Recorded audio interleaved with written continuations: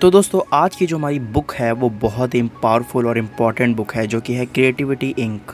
तो यार बिना किसी देरी के इस वीडियो को स्टार्ट करते हैं और आइए लेते हैं बहुत ही पावरफुल लेसन्स जो कि होंगे इस बुक से। दोस्तों आप ऐसा समझ लो कि ये किताब एम्प्लॉयज़, मैनेजर्स और सीईओज़ के अंदर इंस्पिरेशन लाने के लिए लिखी गई एक मैनुअल है। और दोस्तों ये किताब लिखी गई है 30 सालों के एक्सपीरियंस के बेस पर, और वो भी किसके? एड कैटमुल के, जो कि पिक्सार कंपनी के प्रेसिडेंट रह चुके हैं। दोस्तों अगर आप एड कैटमुल के बारे में थोड़ा सा भी सोचोगे तो आपके दिमाग में एक क्वेश्चन आएगा कि आखिर कैसे कोई बंदा, कैसे कोई व्यक्ति 30 सालों तक लगातार इतना क्रिएटिव रह सकता है और बच्चों के लिए इतनी इंस्पायरिंग मूवी बना सकता है। एग्जाम्पल के लिए आप टॉय स्टोरी को ही ले लो, जिसे देखने से ही पता चल जाता है कि यार क्या इमेजिनेशन रही होगी एड कैटमुल सर की।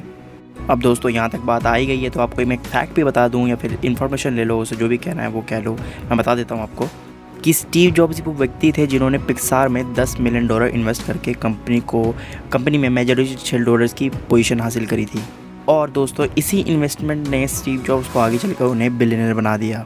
अब आइए दोस्तों कुछ फटाफट से लेते हैं इंपॉर्टेंट लेसन्स, जो कि है हमारा पहला, having a good team is more important than having a good idea. Basically दोस्तों आपके पास एक अच्छी टीम का होना काफ़ी ज़रूरी है बजाय एक अच्छे आइडिया के होने से।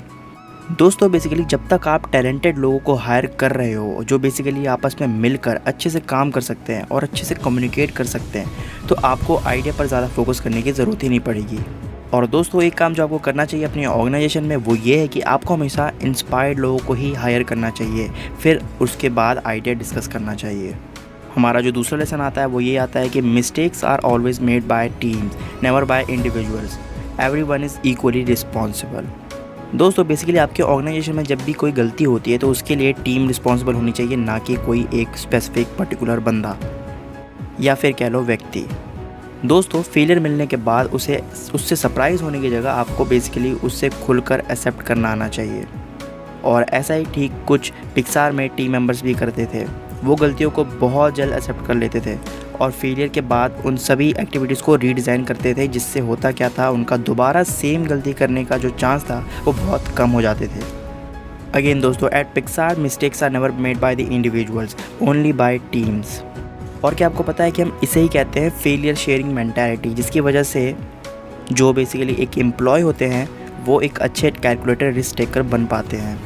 और आपको ये पता होगा कि ये बात जानकर एक एम्प्लॉय को बहुत बढ़िया लगता है जब फेलियर का जो हकदार है वो सब लोग इक्वल होते हैं, और इससे एम्प्लॉय के अंदर का डर भी ख़त्म हो जाता है। उसे डर नहीं लगता कि वो गलती करेगा तो जिसकी वजह से उसे कंपनी से निकाल दिया जाएगा। आपको भी अपने ऑर्गेनाइजेशन में कुछ ऐसा ही इन्वायरमेंट डेवलप करना चाहिए।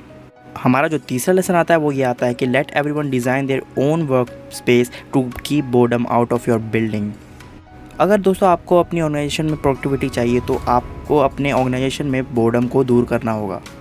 दोस्तों शुरुआत के दिनों में पिक्सार कंपनी में जो मीटिंग टेबल्स होती थी वो रेक्टेंगुलर होती थी, जो बेसिकली एम्प्लॉयज़ को उस कमरे में घुसते ही काफ़ी सीरियस सिचुएशन की तरफ पॉइंट आउट करता था। फिर बाद में उन्होंने स्क्वायर टेबल्स लगानी शुरू कर दी, और पता है इसे लगाने के बाद ये पता चला कि इसे लगाने के बाद एम्प्लॉयज़ ज़्यादा कंफर्टेबली अपने आइडियाज़ को शेयर कर पाते हैं। तो बेसिकली आप अपने एम्प्लॉयज़ को उनके खुद का वर्क स्पेस डिज़ाइन करने के लिए फ्रीडम दो और उनको उनके वर्किंग स्टाइल के अकॉर्डिंग काम करने दो। और दोस्तों एंड में मैं हमेशा यही कहूँगा कि अगर आप एक ऑर्गेनाइजेशन रन भी नहीं कर रहे हो ना, तब भी आप इस बुक को पूरा पढ़ो, ठीक है। इस बुक को खुद मार्क ज़करबर्ग ने रिकमेंड किया है, जो कि फाउंडर रह चुके हैं मेटा कंपनी के, फेसबुक कंपनी के। सो इस बुक में दम तो है।